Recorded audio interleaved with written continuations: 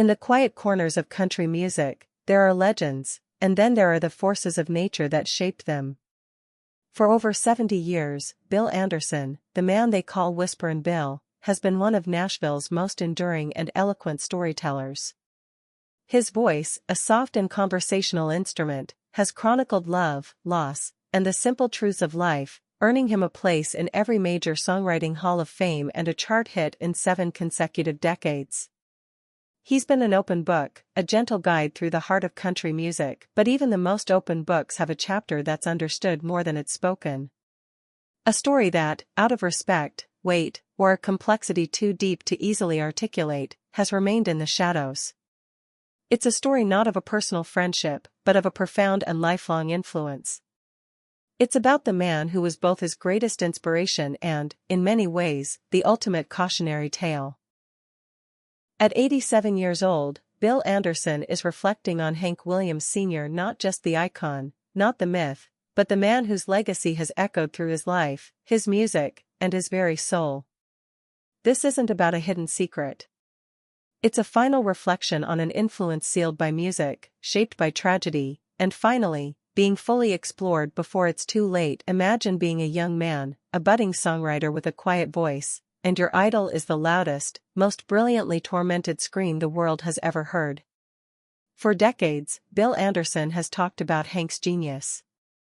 But what he has carried is a deeper, more complicated understanding, a lesson learned not from a conversation, but through the haunting static of Hank's life and the deafening silence of his death. It's a story about a warning heeded, a different path taken, and the chilling realization that the brightest lights often cast the darkest shadows. This is the truth we've waited decades to understand. To understand the weight of Hank Williams on Bill Anderson's soul, you have to go back to a world before Nashville was Music City, USA. Back to the post-war American South. In Decatur, Georgia, a young James William Anderson III was growing up with a fascination for music, saving up money from a paper route to buy his first guitar. By his teens, he was already trying to make up his own stories and tunes, but it was the radio that brought the world to him. And one voice cut through the airwaves with a terrifying clarity. It was the voice of Hank Williams. For a young man just figuring out what a song could be, this was a revelation. It wasn't just singing, it was a cry from the soul. While other performers of the era sang with a polished distance, Hank's voice was raw, unfiltered, and drenched in a pain that felt achingly real. The tremble in his voice, the catch in his throat, it was the sound of a human heart breaking in real time. His was the first lesson. While studying journalism at the University of Georgia, a discipline dedicated to facts, Bill was being schooled in a different kind of truth by Hank Williams.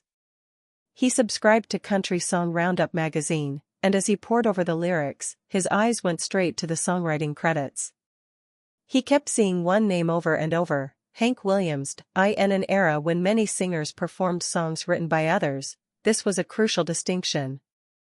Bill Anderson would later say, "The reason I became such a big fan was that Hank Williams wrote most of his songs, and that really appealed to me.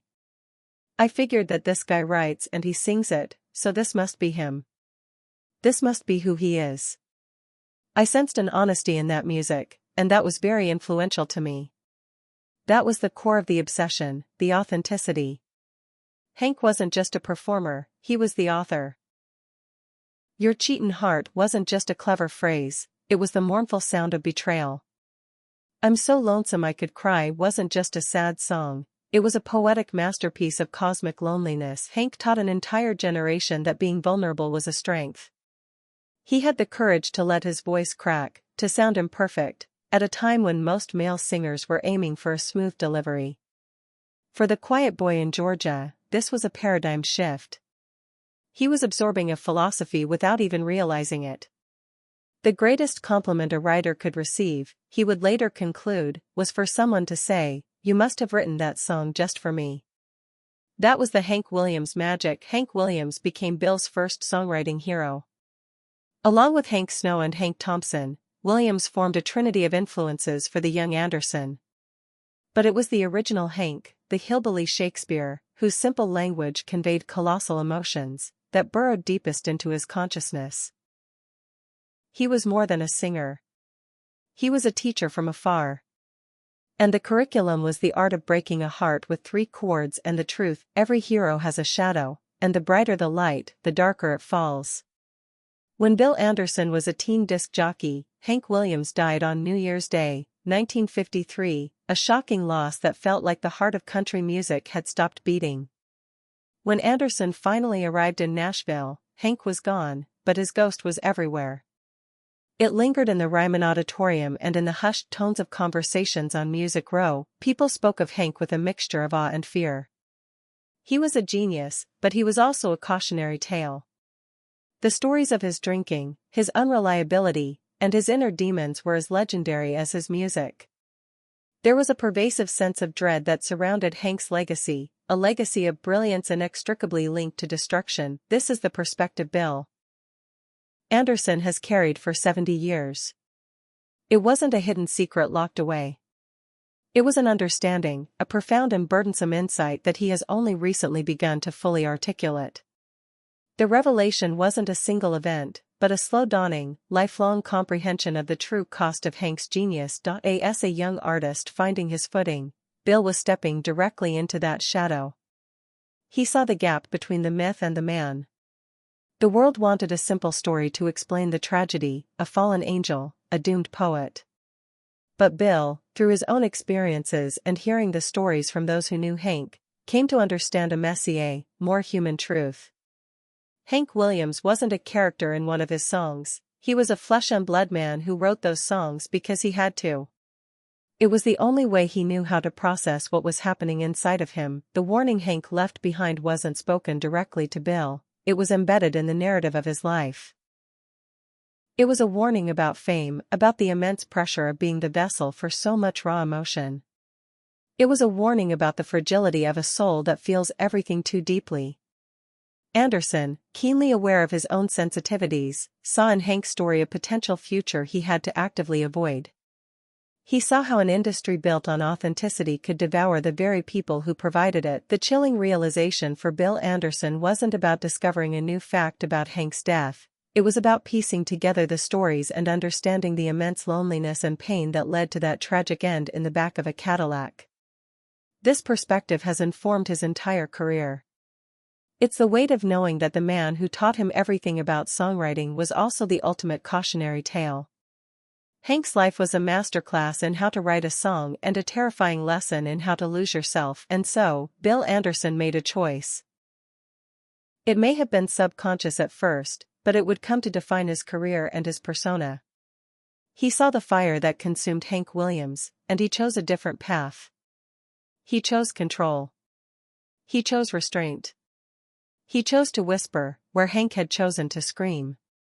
This wasn't a rejection of Hank's emotional truth, but a recalibration of it. It was a survival mechanism.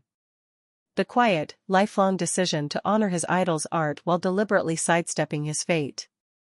And that decision, that quiet burden of knowledge, is what he is only now, at 87, ready to fully explain. Every choice an artist makes echoes in their work.